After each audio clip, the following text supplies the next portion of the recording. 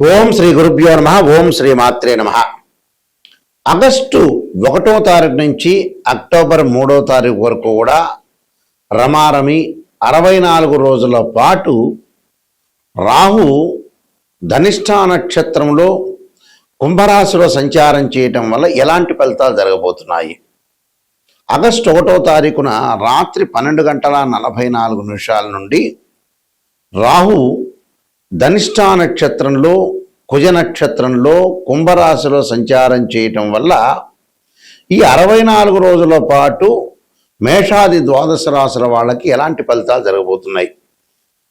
విదేశీయానము, వృత్తి, ఉద్యోగము, అలానే వ్యాపారము, అలానే విద్య, కోర్టు సమస్యలు, అలానే వాహనాలు కొనుగోలు చేయటం, రకరకాల వ్యాపారాలు, ఇళ్ళు కన్స్ట్రక్షన్స్, అలానే రుణాలు, లోన్లు, అప్పులు, ఇలాంటివన్నీ కూడా అంటే ఆరోగ్యపరంగా ఉండే ఇబ్బందులు, ఆరోగ్యం ఎలా ఉండబోతుంది, విదేశాలకు వెళ్ళబోతున్నారా, జాబ్ పరంగా ఎలా ఉండబోతుంది, ఇవన్నీ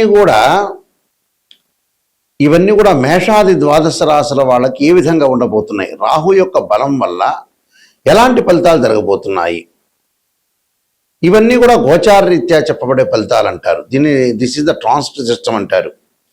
అంటే ఈ 64 రోజుల పాటు రాహు యొక్క ప్రభావం ఏంటి, రాహు వల్ల మంచి జరుగుతుందా, చెడు జరుగుతుందా, ఎలాంటి ఫలితాలు వస్తాయి, మిశ్రమైన ఫలితాలు వచ్చే అవకాశం ఉందే, విదేశాలకు వెళ్ళగలుగుతున్నారా, కంపెనీ త్రూ వెళ్ళగలుగుతున్నారా, లేకపోతే మామూలుగా ఎడ్యుకేషన్ పరంగా వెళ్ళగలుగుతున్నారా, ఏ విధంగా ఉండబోతుంది? ఎందుకంటే శనివత్ రాహు అంటారు. అంటే శని ఇచ్చే ఫలితం ఏదైతే ఉంటుందో అదే ఫలితాన్ని రాహు ఇస్తున్నాడని అర్థం. సహజంగా గోచార రీత్యా ఏమిటి అని అంటే దీని యొక్క రిజల్ట్స్ ఏంటంటే, ఎవరైతే రాశి వాళ్ళు ఉంటారో ఆ రాశి దగ్గర నుంచి 3, 6, 11 స్థానాల్లో స్వఫలితాన్ని ఇస్తాడని, అలానే మిగతా స్థానాల్లో మిశ్రమైన ఫలితాలు, మిగతా స్థానాల్లో చెడు ఫలితాలను ఇచ్చే అవకాశం ఉంటుంది. మనం ఎలాంటి జాగ్రత్తలు తీసుకోవాలి, ఎలాంటి ప్లానింగ్ ఉండాలి, ఎలాంటి నిర్ణయాలు తీసుకోవాలి, ఎలాంటి పరిహారాలు చేసుకోవాలనేది మనం తెలుసుకుందాం. మేషాది ద్వాదశ రాశుల వాళ్ళకి ఎలాంటి ఫలితాలు జరగబోతున్నాయో ఒకసారి తెలుసుకుందాం. వృశ్చిక రాశి వారికి ఏ విధంగా ఉండబోతుంది? వృశ్చిక రాశి వారికి వచ్చేటప్పటికల్లా భార్యాబిడ్డల సంతతి మూలకంగా కూడా కొన్ని సమస్యలు కలిగే అవకాశాలు, కుటుంబంలో చికాకులు, అలానే మానసికంగా వేదన గురే అవకాశాలు, వాత రోగాలు, అలానే జంతువుల ద్వారా కూడా కొన్ని ఇబ్బందులు కలిగే అవకాశాలు ఉంటాయి. స్థిరాస్తులు ఏవైతే ఉంటారో అవన్నీ కూడా ఎవరికైనా తనఖా పెట్టే అవకాశాలు, క్రయ విక్రయాల స్థితి ఏర్పడే అవకాశాలు, ప్రయాణాలు, అలానే ప్రయాస, విఘ్నాలు, ధనం ఖర్చు అయ్యే అవకాశాలు ఎక్కువగా ఉంటాయి. అంటే ఫైనాన్షియల్ పరంగా డెవలప్మెంట్ అవుతున్నా ఏదో రకంగా అనవసరమైన ఖర్చులు వచ్చే అవకాశాలు ఎక్కువ ఉంటాయి. అంటే మనం ఉన్న ఆస్తుల్ని కూడా మార్ట్గేజ్ చేయటం, అంటే తనఖా పెట్టడం, ఇలాంటివి జరిగే అవకాశాలు ఎక్కువ ఉంటాయి. అలానే రియల్ ఎస్టేట్ రంగంలో కన్స్ట్రక్షన్, నిర్మాణం చేపట్టే అవకాశాలు ఉంటాయి. గృహ ఉపకరణ వస్తువులు కొనుగోలు చేస్తారు, విదేశాలకు వెళతారు, విదేశీయానం అనేది ఉంది, అక్కడ సెటిల్మెంట్ అయ్యే అవకాశాలు బాగా ఎక్కువ ఉంటాయి. అలానే సంతతి అంటే ఏదైతే పిల్లలు ఉంటారో చిల్డ్రన్స్లో వాళ్ళ ద్వారా కొన్ని ఇబ్బందులు వస్తుంటాయి. అంటే అదొకటి ముందు పరిష్కారం చేసుకోవాల్సింది ఏంటంటే పిల్లల యొక్క ఎడ్యుకేషన్ కానీ, వాళ్ళ పెళ్ళిళ్ళు కానీ, వాళ్ళ లైఫ్ని కానీ మనం సాక్రిఫై చేసేటట్టుగా ఉండాలి. చాలామంది కూడా నేను ఇందాక చెప్పాను, కొన్ని వీడియోలో చెబుతూ ఉంటాను, పిల్లలు చాలా ఇంపార్టెంట్ అని. అంటే వాళ్ళ గురించే తల్లిదండ్రులు కష్టపడటం అనేది చాలా ఇంపార్టెంట్. వాళ్ళకి తల్లిదండ్రులకి పిల్లలకి మధ్యలో అవినాభావ సంబంధం అనేది బాగా పెరగాలి. లైఫ్ అనేది ఎక్కువ రోజులు ఉండేది కాదు కాబట్టి చాలా జాగ్రత్త వహించి ముందుకు వెళ్తే మనకు మంచి జరిగే అవకాశాలు ఎక్కువగా ఉంటాయి. కాబట్టి వీళ్ళు చేయాల్సింది ఏంటంటే ధూమవతి చిన్నమస్తాందేవి యొక్క స్తోత్రాన్ని పారాయణం చేయటం ఒకటి, అలానే శనివారం, ఆదివారం భగవంతుడి యొక్క ఆరాధన చేయటం ఒకటి. ఏదైనా సరే వాళ్ళు చేయాల్సింది ఏంటంటే ఏదైనా ద్వాదశ జ్యోతిర్లింగ శ్రీశైలం లాంటి క్షేత్రాన్ని దర్శనం చేయటం, అలానే అమ్మవారి యొక్క క్షేత్రాన్ని దర్శనం చేయటం, పిఠాపురం కానీ, శ్రీశైలం కానీ, అలానే అలంపూర్ జోగులాంబ కానీ, ఇలాంటి క్షేత్రాలను దర్శనం చేయటం చాలా మంచి జరిగే అవకాశం ఉంటుంది. అలానే కాశీ కానీ, ఇవన్నీ కూడా చేయటం వల్ల మంచి జరిగే అవకాశాలు ఖచ్చితంగా ఉంటాయి. ఈ రాహుకేతుల యొక్క ప్రభావము, పరస్పర దృష్టి వల్ల కూడా మనం చిన్నమస్తాదేవి ధూమవతి యొక్క స్తోత్రాలు పారాయణం చేయటం కూడా చాలా ఇంపార్టెంట్ ఇక్కడ. అలానే రాహుకి అధిదేవత, ప్రత్యదేవత, అధిష్టాన దేవతలు, అంతరిక్ష దేవతలు ఉంటారు. ఇక్కడ ఈ అంతరిక్ష దేవతల్లో ఏదైతే మనకి రాహుకేతువుల వల్ల కొంతమందికి జాతకంలో సర్పదోషాలు ఉండటం, రాహుకేతుల మధ్యలో మిగతా గ్రహాలన్నీ కూడా బంధించబడి ఉంటే దాన్ని కాలసర్పదోషం అంటారు. అంటే 12 రకాల కాలసర్పదోషాలు ఉంటాయి. అలానే పంచమంలో రాహు ఉన్నా, పంచమంలో కేతు ఉన్నా కూడా మనకి సర్పదోషం ఏర్పడుతుంది. కానీ సర్పదోషం వేరు, కాలసర్పదోషం వేరు. దాని మీదే నేను ఇండియాలో మొట్టమొదటగా పుస్తకం రాసింది.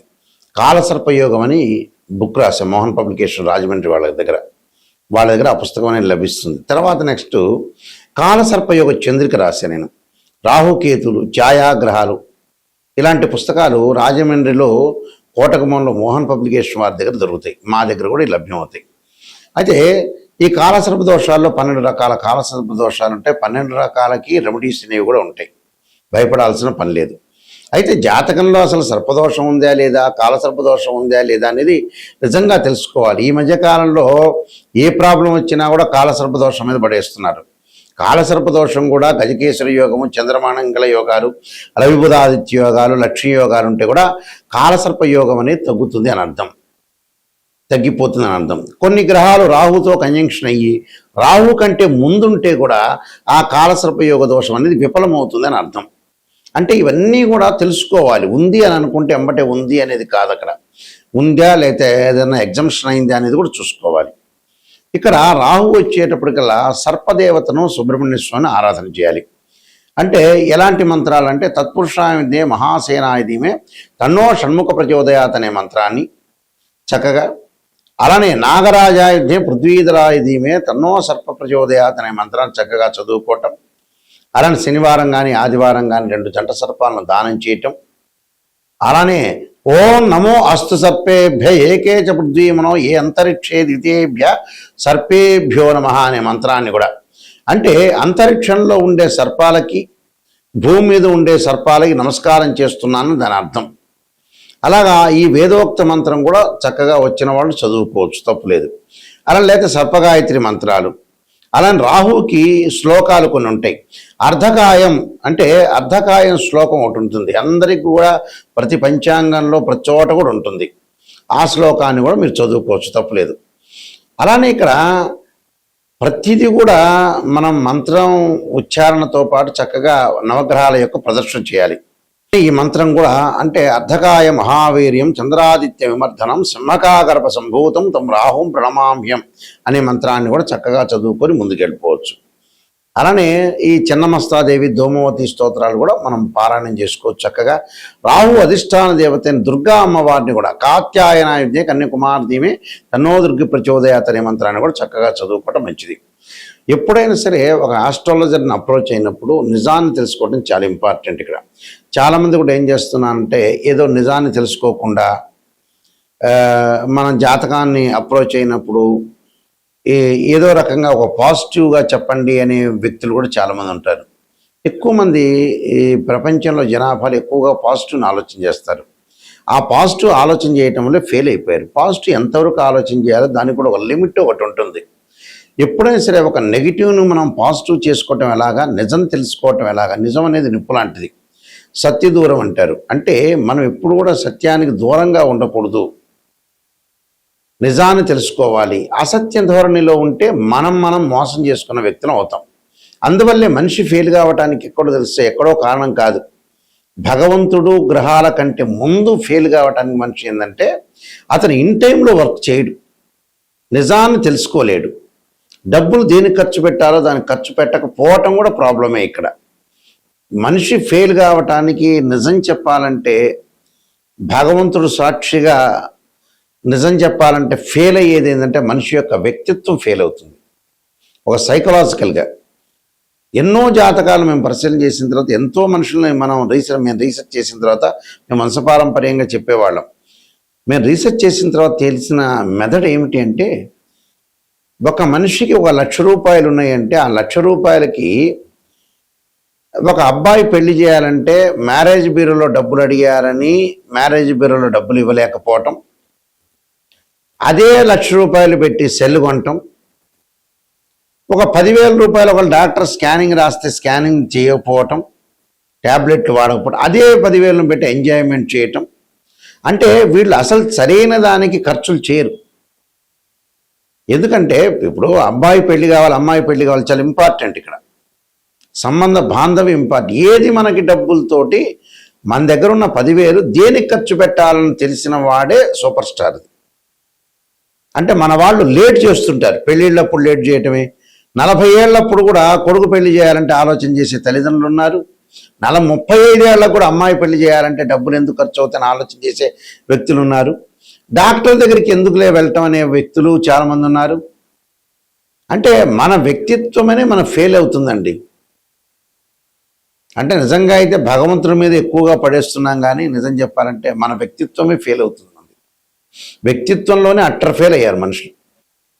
ఇది 100% కాదు, దీనికి ఎంత పర్సెంటేజ్ క్యాలిక్యులేట్ చేసినా కూడా కరెక్ట్. అది నేను చాలామంది అనాలిసిస్ చేశా. ఒక్కొక్క మనిషిని మనం తీసుకునేటట్టయితే ఆ మనిషి ఎందుకు ఫెయిల్ అయ్యాడంటే, ఓ వ్యాపారం చేస్తుంటాడు, కరెక్ట్ ఆస్ట్రాలజీని అప్రోచ్ అయ్యి మంచి వ్యాపారం చేయడు. ఒకవేళ మన దగ్గర డబ్బులు ఉన్నాయనుకోండి, ఇల్లు కొనుక్కోండి, స్థలాలు కొనుక్కోండి అంటే కొనుక్కోడు, వడ్డీలకు ఇవ్వడానికి రెడీ అవుతాడు. ఫెయిల్ కావడానికి ఏమిటంటే ఇదే కారణాలు. 12 కాపురానికి 12 సూత్రాలలాగా వీళ్ళు ఫెయిల్ కావడానికి జీవితంలో, ఉద్యోగము, వ్యాపారంలో చేయాల్సిన పనులు చేయరు వీళ్ళు.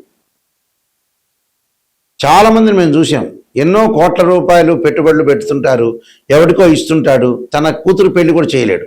చివరికి తన కూతురు పెళ్లి చేయడానికి మ్యారేజ్ బ్యూరోలో 10,000 ఇవ్వలేని వ్యక్తులు కూడా ఉన్నారు.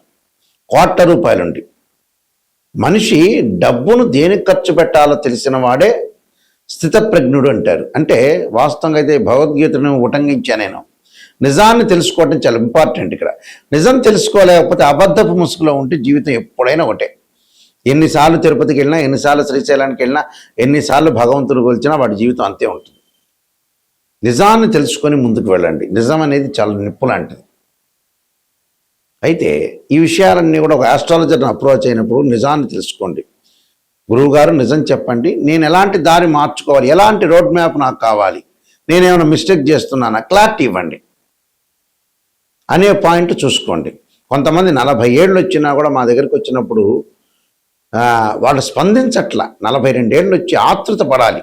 తల్లికి 70 ఏళ్ళు వచ్చి కొడుకును పెళ్లి చేయాలన్నప్పుడు ఒక ఎగ్జాంపుల్ మొన్ననే వచ్చింది. ఆమె అసలు ఆతృతే లేదు. ఆమె ఇంకా బతుకుంటుంది అని అనుకుంటుంది 100 ఏళ్ళు 200 ఏళ్ళు. అబ్బాయికి పెళ్లి చేయాలి, నా వయసు తీరిపోతుందనే మూమెంట్ అసలు వాళ్ళకి అసలు ఏంటని తెలియట్లేదు అసలు. ఎందుకునో మరి ఆశ్చర్యకరమైన విషయాలు ఇవన్నీ కూడా. నిజం చెప్పాలంటే మనం తొందరగా చనిపోతున్నాము, తొందరగా పిల్లగాడి పెళ్ళిళ్ళు, అమ్మాయి పెళ్లి చేయాలి, వాళ్ళ ఉద్యోగ పరంగా కానీ ఎడ్యుకేషన్ పరంగా సెటిల్మెంట్ చేయాలని చాలామంది కూడా ఆతృత లేదు. ఇంకా ఎక్కువ ఏదో సినిమాలో బ్రహ్మానందం 500 సంవత్సరాలు బతికినట్టుగా అని భావిస్తున్నారేమో, అర్థం కావట్లేదు నాకు కూడా. ఎందుకంటే 60 ఏళ్ళు రాగానే వెంబటే బ్యాగు సర్దుకొని రెడీగా ఉండాల్సిందే మనిషి. ఇలాంటి విషయాలను తొందరగా మీరు అలర్ట్ కావండి. అలర్ట్ అయ్యి తొందరగా చేయాల్సిన పనులన్నీ కూడా చకచకా చేసుకొని ముందుకు వెళ్ళటం చాలా ఇంపార్టెంట్. అయితే నేను కాలసర్పయోగము, కాలసర్పయోగ చంద్రిక, రాహుకేతులు, ఛాయాగ్రహాలు, బృహత్ పరిహార సింధు, జాతక చంద్రిక, వివాహ మార్తాండము, పుత్రగణపతి వ్రతము, ఈ పుస్తకాలన్నీ కూడా రాశాను. ప్రొటెక్షన్ ఆఫ్ ఆస్ట్రాలజీ, అలానే ట్రాన్సిట్ ఆఫ్ రిజల్ట్స్, ఈ పుస్తకాలన్నీ కూడా మా దగ్గర లభ్యమవుతాయి. రాజమండ్రిలో మోహన్ పబ్లికేషన్ వారి దగ్గర కూడా లభ్యమవుతాయి. అలానే మా వెబ్సైట్ www.nayakanti.com, nayakanti.in చూడండి. ఒక జాతకాన్ని, ఒక బర్త్ చార్ట్కి ట్రాన్సిట్ సిస్టానికి చాలా లాట్ ఆఫ్ డిఫరెన్స్ ఉంటుంది. బర్త్ చార్ట్లో ఏంటంటే 12 భావాదులు, రాస్యాధిపతులు, అలానే ఏదైతే ఆ గడిలో ఏదైతే గ్రహం ఉంటుందో ఇవన్నీ కూడా మ్యాథమెటికల్గా క్యాలిక్యులేషన్ వేయాలి. భావాధిపతులు అంటే తనుభావానికి రవని, ద్వితీయ భావానికి గురువని, తృతీయ భావానికి కుజుడని, చతుర్థ భావానికి చంద్రుడు బుధుడని, పంచమ భావానికి గురువని, ఇలా 12 భావాధిపతులు అంటే ఇంటి ఓనర్ అని అర్థం. రాస్యాధిపతులు ఉంటారు. ఆ రాస్యాధిపతి ఎవరంటే బిల్డరు. అక్కడ ఏదైతే గ్రహం ఉంటుందో ఆ గ్రహం టెనెంటు అని అర్థం. అంటే జాతకంలో గజకేసరి యోగం ఉందా, లక్ష్మీ యోగం ఉందా, చంద్రమంగళ యోగం ఉందా, బుధాదిత్య యోగం ఉందా అనేది తెలుసుకోవాలి. కానీ ప్రతి చోట కలవంగానే బుధాదిత్య యోగాలు, చంద్రమంగళ యోగాలు కాదు. ఇవన్నీ కూడా కొంతమంది ఆస్ట్రాలజర్స్ అనవసరంగా చెబుతున్నారు. నిజంగా కాదు, ఆ కాంబినేషన్ కావు. కొంతమందికి మాత్రమే యోగాలు అనేవి ఉంటాయి. యోగం అంటే 2 or more planets is called యోగం అంటారు. యోగం అనేది అది కాదు. యోగం నిజంగా ఉందా లేదా తెలుసుకోవాలి. దాని దృష్టి దశ అంతర్దశలు మ్యాథమెటికల్ క్యాలిక్యులేషన్ వేయాలి. ఒక వివాహం జరుగుతుందా లేదంటే రాశిచక్రం నవాంశం భావచక్రం దశలు అంతర్దశలను చూడాలి. ఒక సంతానం కలుగుతుందా లేదంటే రాశిచక్రం సప్తమాంశం భావచక్రం దశలు అంతర్దశలు చూడాలి. దీనిలో కేపీ సిస్టమ్ అని వైదిక ఆస్ట్రాలజీ బివి రామన్ ఇలాంటి పద్ధతులన్నీ ఉంటాయి. ఆ స్క్రీన్ మీద స్క్రోలింగ్ అవుతున్న నా నెంబర్ ఉంటుంది. నిజం తెలుసుకోవాలి, నాయకంటి గారి ద్వారా బాగుపడాలనే వ్యక్తులు మాత్రమే ఫోన్ చేయండి. నిజంగా జాతకాన్ని తెలుసుకునే వాళ్ళు మాత్రం ఫోన్ చేయండి. వద్దండి నాకు పాజిటివ్నే కావాలంటే నాకు ఫోన్ చేయొద్దండి. నెగిటివ్ పాజిటివ్ రెండూ తెలుసుకొని నిజాన్ని తెలుసుకునే వాళ్ళు మాత్రం ఫోన్ చేయండి. ఎందుకంటే అబద్ధపు ముసుగులో మంచిది కాదు. ఏ రోజైనా నిజమనే నిప్పు లాంటిది, అది ఏ రోజైనా తెలుసుకునేదే. కాబట్టి మీరు మంచిగా తెలుసుకోవాలి, కరెక్ట్గా నిజం తెలుసుకోవాలంటే నాకు ఫోన్ చేయొచ్చు. మీ అందరికీ కూడా శ్రీ పరమేశ్వరుడి యొక్క కరుణాకటాక్షం ఉండాలని ఆశిస్తూ సర్వే జనా సుఖినో భవంతు.